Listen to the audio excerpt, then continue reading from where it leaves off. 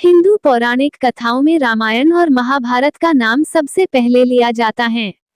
सबसे पहले युग आया था रामायण का, मर्यादा पुरुषोत्तम भगवान राम का युग, और उसे ही कहा जाता था राम राज्य। तो प्रेम से एक बार जरूर लिखें कमेंट में जय श्री राम। रामायण में वैसे तो कई ऐसे प्रसंग हैं जो बड़े ही मार्मिक हैं और आपकी आंखों से अश्रुधारा बहा सकते थे, जैसे माता सीता का अपहरण, उनकी अग्नि परीक्षा, लव कुश का बालपन आदि। इन प्रसंगों की ही तरह एक बहुत ही चर्चित प्रसंग रहा है राम भरत मिलाप का। ये प्रसंग इतना चर्चित है कि आज भी कोई बहुत समय बाद बड़ी ही प्रेम भावना से मिलता है तो लोग इसे राम भरत मिलाप की ही उपमा देते हैं। नमस्कार दोस्तों, बातें ज्ञान की यूट्यूब चैनल में आपका स्वागत है। इस चैनल के द्वारा भक्ति, ईश्वर कथा, पौराणिक कथाएं, प्रेरक कहानियां और ज्ञानवर्धक कहानियों का विशेष संकलन आपको मिलेगा और आप ऐसे ही ज्ञानवर्धक वीडियो देख पाएंगे। कृपया चैनल को सब्सक्राइब करें, वीडियो को शेयर करें और अपना बहुमूल्य साथ बनाए रखें। धन्यवाद दोस्तों। रघुकुल वंश के महाराज दशरथ के चारों पुत्र राम, भरत, लक्ष्मण और शत्रुघ्न अपनी शिक्षा दीक्षा पूर्ण करके अयोध्या लौट आते हैं। उसके पश्चात चारों भाइयों का विवाह महाराज जनक की पुत्रियों से हो जाता है। ये सभी शुभ प्रसंग चलते रहते हैं और महाराज दशरथ अपने सबसे बड़े पुत्र राम को राजा बनाने का निर्णय लेते हैं।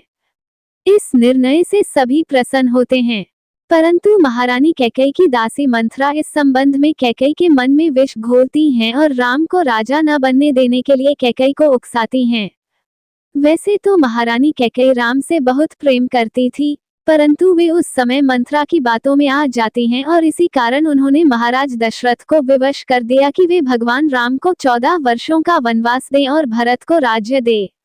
महाराज दशरथ को भी विवशता में इस बात के कारण ये निर्णय लेने पड़े और राम अपनी धर्मपत्नी सीता और छोटे भाई लक्ष्मण के साथ वन की ओर चल दिए। जब ये सब घटनाएं हो रही थी, तब राजकुमार भरत और राजकुमार शत्रुघ्न अपने नानाजी के घर गए हुए थे। उन्हें इन सब घटनाओं के बारे में कोई जानकारी नहीं थी। अपने पुत्र राम के वियोग में महाराज दशरथ की मृत्यु हो गई और ये दुखद समाचार सुनकर जब राजकुमार भरत और राजकुमार शत्रुघ्न वापस आए, तो उन्हें अपने बड़े भाई भगवान राम के साथ घटित हुई इस घटना के बारे में पता चला। उनके ऊपर मानो दुखों का पहाड़ ही टूट पड़ा हो, क्योंकि एक ओर पिता की अकस्मात मृत्यु हो गई, तो दूसरी ओर जहां ये आशा थी कि पिता की मृत्यु के बाद पिता समान बड़े भाई राम की छत्र छाया में रहने की शांति भी उनसे छिन चुकी थी। साथ ही साथ राज्य को कुशलता पूर्वक चलने की जिम्मेदारी भी अब राजकुमार भरत पर आ चुकी थी और इस जिम्मेदारी को वे कतई नहीं निभाना चाहते थे, क्योंकि वे ये जानते और समझते थे कि अयोध्या राज्य पर अधिकार उनके बड़े भाई राम का है और उनसे यह अधिकार छीनकर माता कैकेयी ने उन्हें भरत को यह अधिकार दिलाया है। इस ग्लानि भाव से राजकुमार भरत भरे हुए होते हैं। साथ ही साथ वे अपने माता कैकेयी से भगवान राम के प्रति किए गए उनके दुर्व्यवहार के लिए रुष्ट भी हैं। इन सभी भावनाओं से घिरे होने के कारण और भगवान राम को वापस अयोध्या लाने के लिए वे अपने बड़े भाई भगवान राम से मिलने का निश्चय करते हैं। राजकुमार भरत को ये पता चलता है कि प्रभु श्री राम अपने छोटे भाई लक्ष्मण और पत्नी सीता के साथ चित्रकूट में ठहरे हुए हैं। तब राजकुमार भरत तुरंत ही उनसे मिलने के लिए चित्रकूट की ओर प्रस्थान करते हैं। उनके साथ उनका सैन्य दल भी होता है, क्योंकि वे ये सुनिश्चित करना चाहते थे कि कहीं बड़े भाई श्री राम को कोई क्षति न पहुंचा सके, इसीलिए उनकी सुरक्षा हेतु वे सैनिकों के साथ जाते हैं। वहीं दूसरी ओर चित्रकूट में भगवान श्री राम, लक्ष्मण जी और माता सीता अपनी कुटिया हट के बाहर शांति पूर्वक बैठे हुए हैं। तभी उन्हें कहीं से पदचाप और इस कारण धूल उड़ती हुई दिखाई देती हैं। कुछ ही समय में ये ध्वनि तीव्र हो जाती है और तभी कोई वनवासी उन्हें ये समाचार देता है कि राजकुमार भरत अपनी सेना के साथ चित्रकूट पधार रहे हैं और जल्दी ही वे यहाँ पहुँच जाएंगे। ये समाचार सुनकर लक्ष्मण जी बहुत क्रोधित हो जाते हैं और प्रभु श्री राम से कहते हैं कि जैसी माता वैसा पुत्र राजकुमार भरत अपनी सेना के साथ आप पर, बड़े भाई राम पर हमला करने आ रहे हैं। वे ये सोचते हैं कि आप वन में अकेले हैं, हमारे पास कोई सैन्य शक्ति नहीं है, तो वे आसानी से हमें मारकर अयोध्या का राज्य हड़प लेंगे। तब मर्यादा पुरुषोत्तम भगवान श्री राम लक्ष्मण जी को समझाते हुए कहते हैं कि शांत हो जाओ लक्ष्मण, भरत ऐसा नहीं है।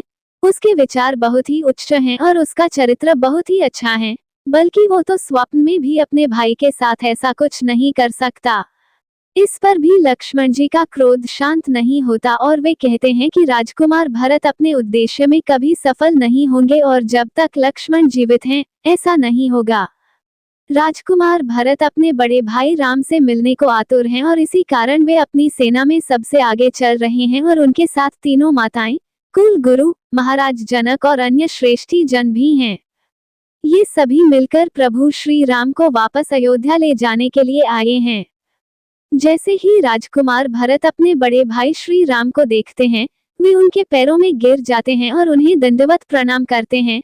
साथ ही साथ उनकी आंखों से अविरल अश्रुधारा बहती हैं। भगवान राम भी दौड़कर उन्हें ऊपर उठाते हैं और अपने गले से लगा लेते हैं। दोनों ही भाई आपस में मिलकर भाव विभल हो उठते हैं। अश्रुधारा रुकने का नाम ही नहीं लेती और ये दृश्य देखकर वहां उपस्थित सभी लोग भी भावुक हो जाते हैं। तब राजकुमार भरत पिता महाराज दशरथ की मृत्यु का समाचार बड़े भाई श्री राम को देते हैं और इस कारण श्री राम, माता सीता और छोटा भाई लक्ष्मण बहुत दुखी होते हैं।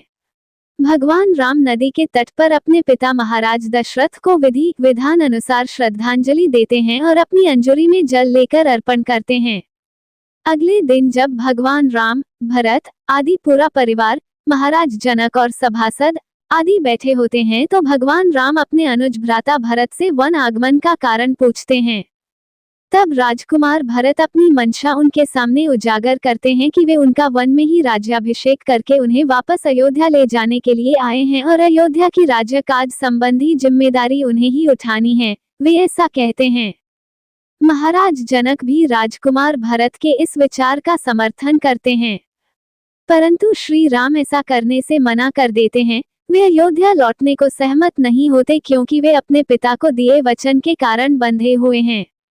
राजकुमार भरत, माताएं और अन्य सभी लोग भगवान राम को इसके लिए मनाते हैं, परंतु वचन बंधा होने के कारण भगवान श्री राम ऐसा करने से मना कर देते हैं। तब राजकुमार भरत बड़े ही दुखी मन से अयोध्या वापस लौटने के लिए प्रस्थान करने की तैयारी करते हैं, परंतु प्रस्थान से पूर्व वे अपने भैया राम से कहते हैं कि अयोध्या पर केवल श्री राम का ही अधिकार है और केवल वनवास के 14 वर्षों की समय अवधि तक ही मैं भरत उनके राज्य का कार्यभार संभालूंगा और इस कार्यभार को संभालने के लिए आप श्री राम मुझे आपकी चरण पादुकाएं, सैंडल्स मुझे दे दीजिए। मैं इन्हें ही सिंहासन पर रखकर आपको महाराज मानकर आपके प्रतिनिधि के रूप में 14 वर्षों तक राज्य काज पूर्ण करूंगा, परंतु जैसे ही 14 वर्षों की अवधि पूर्ण होगी आपको पुनः अयोध्या लौट आना होगा, अन्यथा मैं अपने प्राण त्याग दूंगा। राजकुमार भरत के ऐसे विचार सुनकर और उनकी मनस्थिति को देखकर राजकुमार लक्ष्मण को भी उनके प्रति अपने क्रोध पर पश्चाताप होता है कि उन्होंने इतने समर्पित भाई पर किस प्रकार संदेह किया और उन्हें इन दुखी घटनाओं के घटित होने का कारण समझा। भगवान श्री राम भी अपने छोटे भाई भरत का अपार प्रेम, समर्पण, सेवा भावना और कर्तव्य परायणता देखकर उन्हें अत्यंत ही प्रेम के साथ अपने गले से लगा लेते हैं।